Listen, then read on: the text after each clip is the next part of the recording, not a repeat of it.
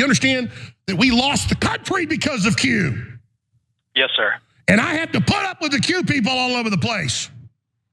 And I'm tired of it. So I'm not mad at you, but you hit a button here. And the damn Q people were the ones that manipulated some people to go into the damn Capitol and worked with the feds. Q is the worst people on earth at the top. Q is the New World Order. Q is a psyop to lead us around by our noses. I mean, cool, good? Like, true? I don't know about the whole psyop thing, but okay.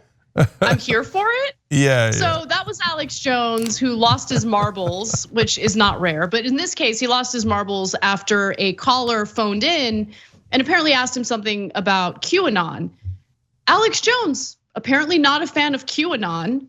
So let me give you more details on that, and I'll go to you, Cenk. So a clip posted online highlighted a moment in Alex Jones's daily hours-long broadcast in which he ripped QAnon to shreds after it was brought into the conversation by a caller. Now, Jones went into a screed in which he screamed at the man and everyone who bought into QAnon in the years leading up to the 2020 election. He genuinely thinks that Trump lost the election thanks to QAnon.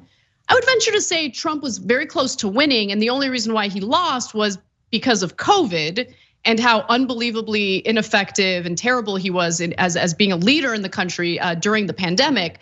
But his fact-filled explanation went on to tell us that QAnon was actually taken over by the CIA, so the Democrats could steal the election. So if you're thinking, oh, maybe Alex Jones is having a moment of clarity here, he's not. Let's watch. Thank you, Alex. I appreciate you taking my call. A few years ago, you painted some broad brush strokes about who Q was and how possibly it had exchanged hands and things like that. And at one point, you threatened that if they didn't come out and say who they were themselves, that you were going to do it. And I can't listen all the time, but maybe you did cover it at some point. But I never did hear names named about who Q is. I'm in a unique position to know things a lot of people don't know. And in many cases, to protect the innocent, I'm not going to say who started it, but I can tell you they were only in control of it for about a month. And then it got taken away by a bunch of disinfo experts and operatives right out of the CIA. And that's a fact. So the idea, it's insane. And the idea that his mission is to protect innocent people. He targeted parents whose children were gunned down at the Sandy Hook shooting. And the parents were harassed relentlessly, threatened relentlessly by members of his own audience because he said that the shooting was a false flag operation and the parents are crisis actors. I mean, the guy is a lunatic. He's totally unhinged. Yeah. The only person that could be more unhinged than Alex Jones is someone who would be crazy enough to call him a longtime friend, like Joe Rogan. But anyway, go ahead, Jay. Yeah, I'm gonna get to Rogan at the end. But look, I love the story because to explain why Alex Jones is so upset at QAnon, it's because that's his competition. He had the market cornered on lunatic conspiracy theories. And here comes this newbie, QAnon, going, oh yeah, I have a crazier set of conspiracy theories. And Alex Jones does not like people coming onto his corner, okay, and trying to do his racket. Okay, that's why he's livid at QAnon. By the way, I mean, just look at his own words. If you're in Alex Jones's audience, he just told you that he knows a whole bunch of conspiracies, but he won't name names and he won't tell you what they are. Huh, how is that for ironic? So apparently Alex Jones is keeping all the conspiracies and won't share it with his viewers. You guys should ask him more about that. What are all these plans and conspiracies and information, and why won't you tell us? Oh my God, what if Alex Jones is a psyop? What if he's the Illuminati? What if he's Q or Y or Z? What if he's the false flag operation? Wow, sick there, nobody even thought about that. But guys, anybody can play this game all day long. Q's like, I think you're the psyop. Alex Jones is like, no, you're the psyop. I know a secret conspiracy, but I won't tell you. I know an even bigger secret conspiracy, and I won't tell you. come on, but people believe it, including that knucklehead Rogan. I'll get to him in a second.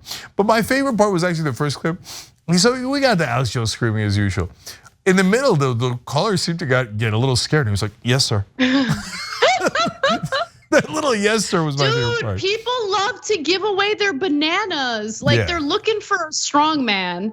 And even though Alex Jones is like a little deranged, mentally unstable, like I know, I'm trying to be polite, but like let's keep it real. Homeboy, like he needs to go into rehab. He needs to get some help. He's not all there, but it doesn't matter because he yells the loudest and he presents himself as a strong man. So people are like, "Oh, can we give you our bananas?" It's just like, guys, like grow a pair, please. Like stand up for yourself. Like, and by the way, I'm talking to QAnon people. Like I don't know, I'm here for all of this. Like let them fight.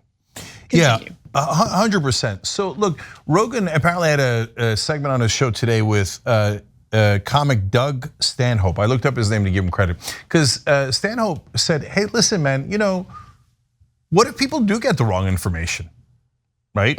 And what if it does hurt them? And so that's a great question. And I love that he had the balls to actually say it to Rogan's face. And Rogan I actually liked 2/3 of his answer, right? Obviously not a big fan lately of Rogan, but he was like, look, man, I'm doing a show and I'm trying to have these conversations and I'm not telling you I'm 100% accurate, but we gotta air some stuff out and I don't want the information to be limited, blah, blah, blah. I was totally fine with that answer. And he even talked about how, when then Stanhope brought up Alex Jones, Rogan said, look, he's had a lot of issues in the past, the alcoholism and etc., right? But then Rogan went and defended Alex Jones. So he's right about a lot of things. No, Joe, he's not. He says it all the time. He says that all the time. No, it blows my mind. Yeah, no, that's insane. It's totally, utterly insane. And he's like, oh, he was right about Epstein's Island.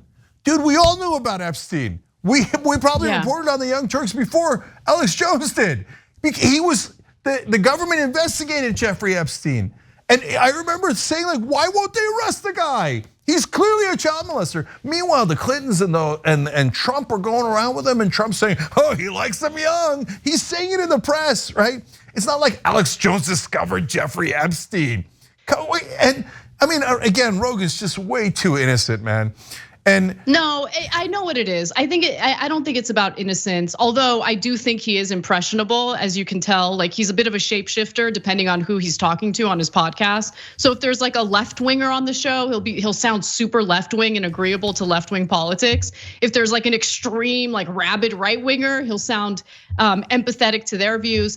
No, it's funny because you and Rogan actually have one similarity that I think for the most part, with a few exceptions, is actually very admirable and is very rare among people these days, which is loyalty to friends. I mean, he met, Alex Jones in the 1990s when Alex Jones, I'm assuming, was a little less unhinged and probably didn't seem to have some sort of like alcohol problem. And you could tell he's uncomfortable criticizing him publicly, like that's the sense that I get from him. No, but I disagree with him because he's causing damage. Like Alex Jones causes damage. He hurts innocent people. He doesn't help innocent people. Look, 80% at least of what Alex Jones says is totally nuts, not just in the past, but today. I mean, look at that clip we just played for you. And he's like, oh yeah, then the CIA took over QAnon and it's been a PSYOP operation. None of that is true. It's just some idiot who's now running for Senate in Arizona. And the HBO did a documentary, exposed who he was. He's just a doofus. And so, the CIA took, everything is stupid and totally incorrect. It's just, I can't believe that Rogan does that, but I can. So Anna, you're right. They're friends from a long time ago, and I have sympathy for that, etc. But remember, Alex Jones crossed the Rubicon with Rogan. If you remember, there was a moment where Alex Jones physically threatened Rogan, and Rogan got scared, and he backed down. Now, when I was kind of halfway trolling Rogan and saying, "Hey, let's get in the octagon," etc., he didn't get scared. Why? Because he knows I'm not a lunatic. I'm not gonna attack him, my fans are not gonna attack him. So he's like, oh, that's no big deal. But he knew Alex Jones and his fans might actually hurt him. And he got scared and he backed down.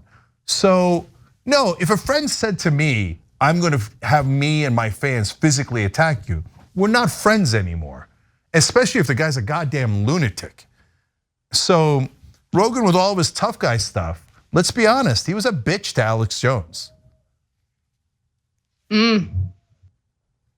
Gotta be honest.